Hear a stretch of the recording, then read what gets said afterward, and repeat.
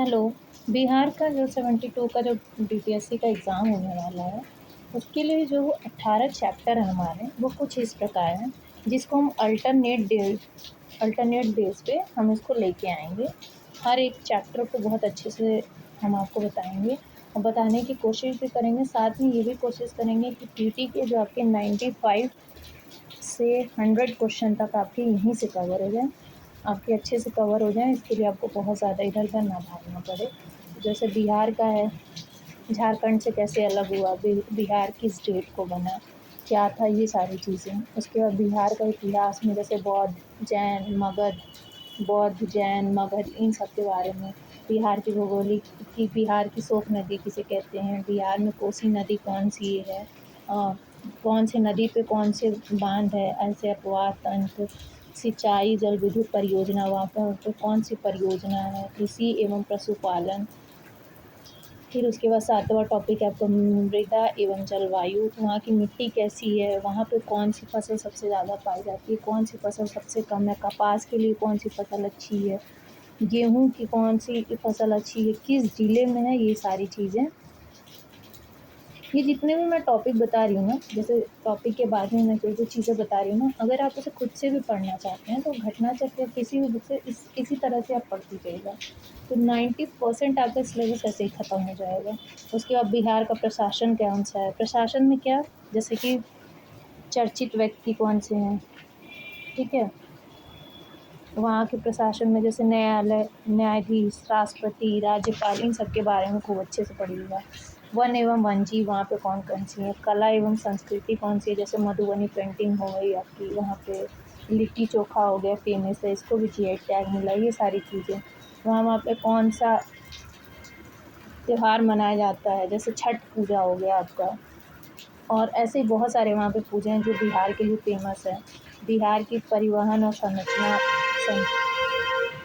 संचार वहाँ के कैसे हैं, ऊर्जा संसाधन, खनिज, खेल-कूद, मनोरंजन, विविध।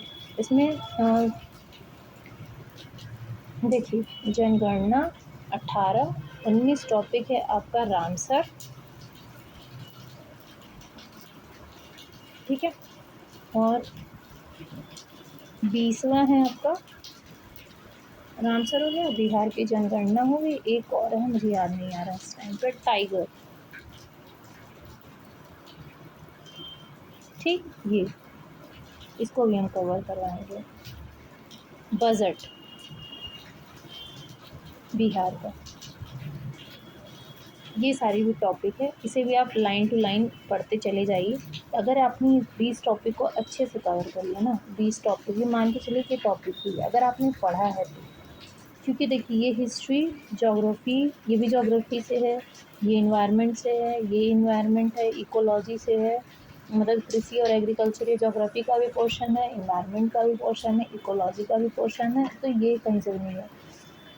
मृदा, अब ये आपका पॉलिटी से है, ठीक है?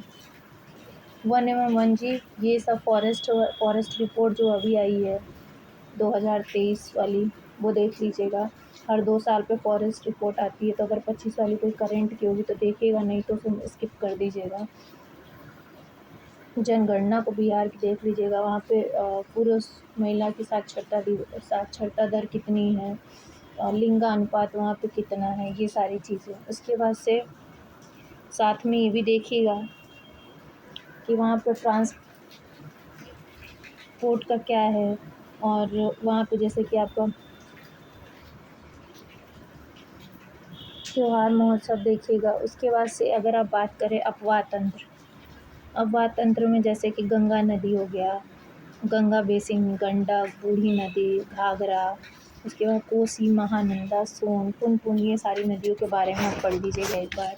रोहतास में कौन सी नदी है, भागलपुर में कौन सी है, ये सारी सारी चीज़ें आप एक बार ज़रूर आप देख लीजिएगा अपने हिसाब से, सारी नदियों को एक बार चैप्टर वाइज से तो एक बार उठाइए, कोई भी एक पतली सी बुक उठाइए, उसको पढ़ डालिए आप। पहले आप खुद से पढ़िए, उसके बाद तब आप दूसरों का लेक्चर, अगर आप खुद से पढ़ेंगे ना तो आपको 90% बहुत जल्दी तैयार हो जाएगा आपका, ठीक है? अब कृषि में है आपके, कृषि में क्या है,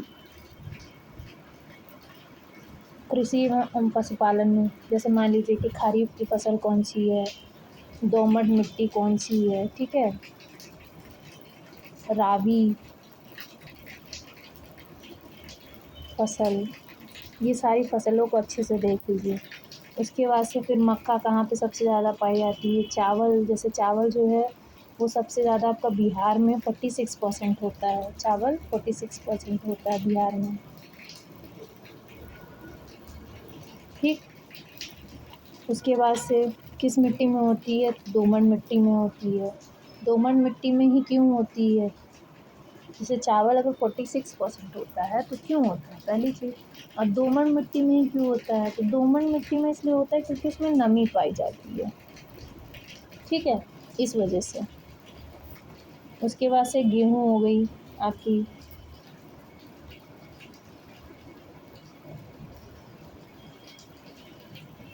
मक्का, मक्का भी सबसे ज़्यादा बोया जाता है वहाँ पे बेगूसराय में। बेगूसराय को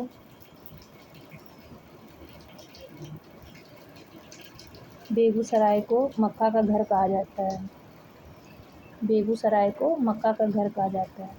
तो जब आप इसको पढ़ेंगे ना डिटेल में सारी चीज़ें, तो आपको भी लगेगा कि हाँ, ये चीज़ें